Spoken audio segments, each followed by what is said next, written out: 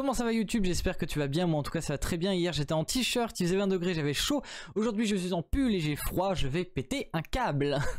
Dans la dernière vidéo, on parlait de la possibilité ou non de devenir streamer en 2021. Je vous avais exposé mon point de vue, etc. À vous dire que oui, effectivement, moi personnellement, je pense que c'est encore possible.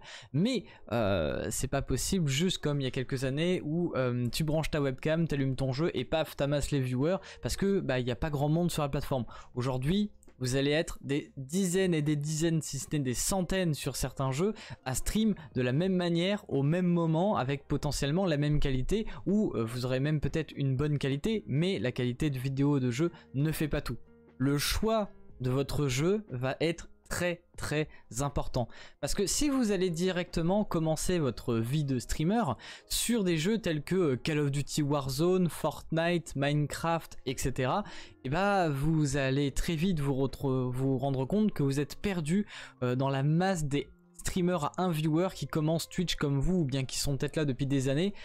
Peut-être eux, ils n'ont pas forcément des ambitions de en vivre, mais là je parle évidemment aux personnes qui ont des ambitions comme devenir streamer, ou même juste avoir une communauté avec qui discuter. Donc, vous vous en doutez bien, les jeux saturés tels que Fortnite, Minecraft, etc. En gros c'est simple, vous allez dans l'onglet parcourir de Twitch. Vous voyez l'onglet parcourir, vous classez les jeux de manière à ce que ce soit les catégories les plus avec le plus de viewers en premier, et ceux avec le moins de viewers en dernier, et les au moins 3-4 premières lignes, les 3 premières lignes, 2-3 premières lignes, vous les regardez pas. Mais du coup vous allez me dire quel jeu choisir? Et bien tout simplement les jeux qui sont en dessous, les jeux à partir de la 4ème ligne, etc. Bon après, pas tous les jeux qui sont dans les catégories en dessous sont intéressants à stream. Il faut trouver des jeux qui ont une base de viewers assez solide, ça veut dire des viewers qui sont habitués à regarder des streams sur ce jeu, ça veut dire une communauté assez active sur le jeu, et des streamers qui sont pas trop nombreux et qui sont plutôt sympathiques. C'est à vous de voir un peu. Par exemple, je vais donner mon exemple à moi, c'est mon exemple, je sais pas forcément la meilleure des solutions, mais c'est mon exemple. Quand j'ai commencé à stream, j'ai commencé en février 2020 et j'étais à 1 viewer. J'étais sur World of Warcraft et j'ai fait plein de jeux, du Pokémon, du Animal Crossing, etc. jusqu'en avril, et je suis toujours resté à 1 viewer. En avril, j'ai commencé à faire du Warframe, qui est un jeu assez de niche, c'est un peu un jeu de daron. On en parlera dans une prochaine vidéo de Warframe, mais j'ai des choses à dire sur ce jeu.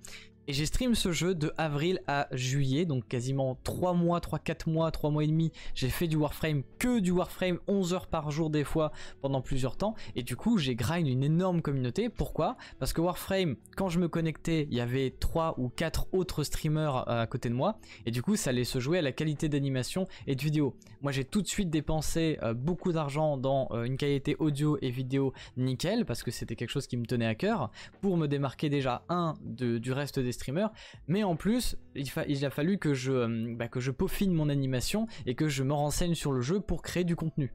Parce que oui, c'est pas parce que vous allez être sur un jeu où il y a peu de streamers et un peu de viewers, pas mal de viewers, que vous allez forcément réussir. Il y a des personnes qui vont sur ce genre de jeu et qui finalement n'arrivent pas à décoller parce que leur qualité d'animation ou leur connaissance sur le jeu et tout sont trop limitées. Ce que les viewers vont rechercher chez ces streamers, ce sont des conseils. Ils vont venir sur les streams pour poser des questions par rapport au jeu, sur des choses qu'ils n'ont pas compris dans le jeu, ou des choses, ou même peut-être juste leur demander de l'aide pour débloquer une situation dans laquelle ils sont bloqués. Donc essayez de quand même choisir un jeu où vous y connaissez. Après, il y a aussi la possibilité où vous découvrez totalement le jeu, et ça peut intéresser les viewers que vous découvriez le jeu, parce que être un viewer et pouvoir aider un streamer en le conseillant, en lui répondant à ses questions et tout, c'est aussi quelque chose que beaucoup de viewers apprécient. Bon, maintenant par contre, tout va se jouer sur votre animation. Si vous êtes là et que vous lancez le jeu et que vous pensez que les viewers vont arriver sur votre stream, oui, ils vont arriver sur votre stream parce que vous allez être 3 ou 4 à stream le jeu. Mais du coup, il y en a 3 ou 4 autres qui stream à côté. Donc c'est à vous de créer une animation et de créer quelque chose qui va donner envie aux gens de rester. Si je devais conseiller des jeux pour commencer sur Twitch actuellement, moi personnellement c'est mon conseil, c'est des jeux avec pas beaucoup de streamers et une base de communauté assez grande.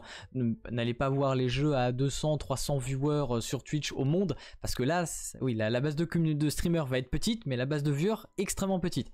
Visez peut-être plus les jeux qui ont entre 3000 et 10 000 viewers en moyenne mondiale. Vous allez sur les catégories, vous regardez tout ce qui ont entre 2000 10 000 viewers, c'est bien. Ensuite, sachez que si vous commencez à stream un jeu de petite catégorie pour justement réussir à un peu grind une communauté, sachez que vous risquez d'être emprisonné dans ce jeu. Je m'explique. Moi, j'ai commencé à faire du Warframe en avril et j'ai fait du Warframe pendant peut-être 2 mois et demi, 3 mois, je sais plus trop combien de temps, mais pendant environ 3 mois.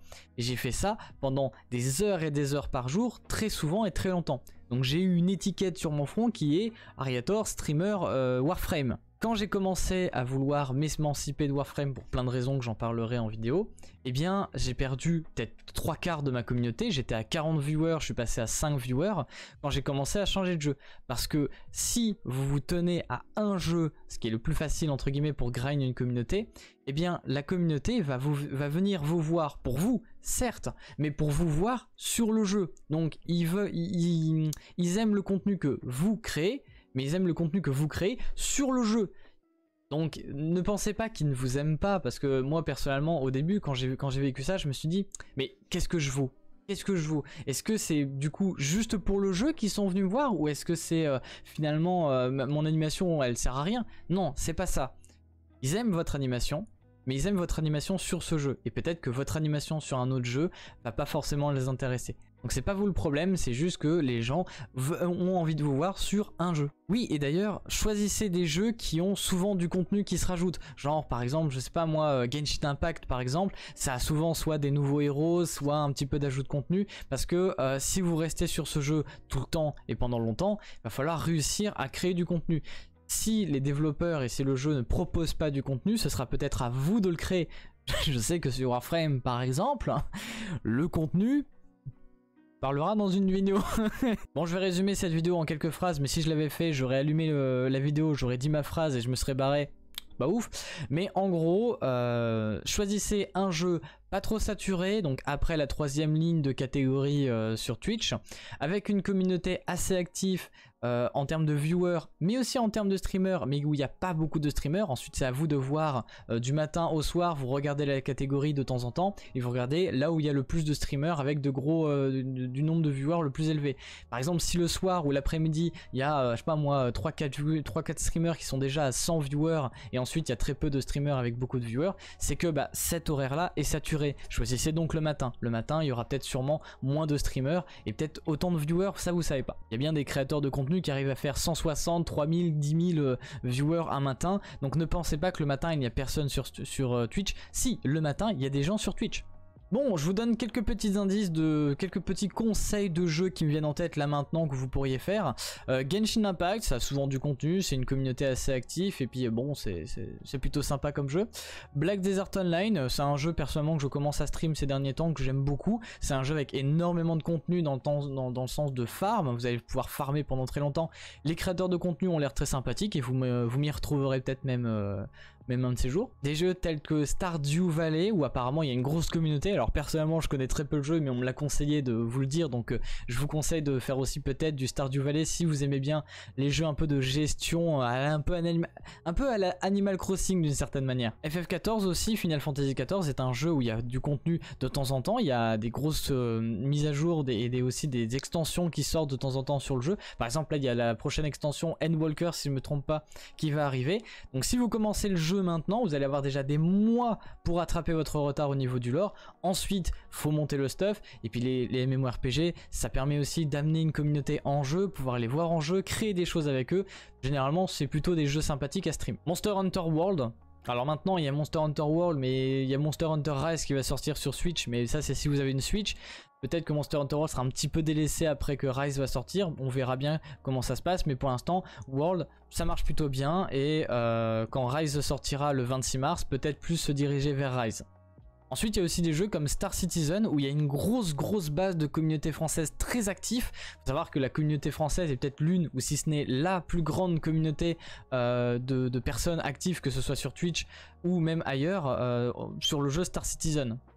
Merci JDG. Oui, parce que ça aussi c'est très important, j'en parle juste avant qu'on s'arrête là, mais il faut savoir que parfois vous allez avoir des jeux qui vont avoir beaucoup de viewers, je pense notamment à Lost Ark, qui est un hack and slash très coréen, etc., qui pour l'instant n'est pas encore sorti en France, et pourtant vous allez le voir dans des catégories avec plus de 10 000 viewers, etc., mais très peu, si ce n'est aucun streamer français.